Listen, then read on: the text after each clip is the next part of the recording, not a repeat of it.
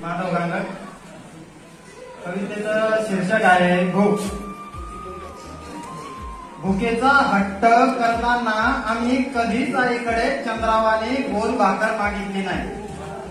भुकेचा हट्ट करताना आम्ही कधीच आईकडे चंद्रावाने गोल भाकर मागितली नाही. आणि सांगितलंही नाही गर्भातल्या भुकेची दहशत. पण तिला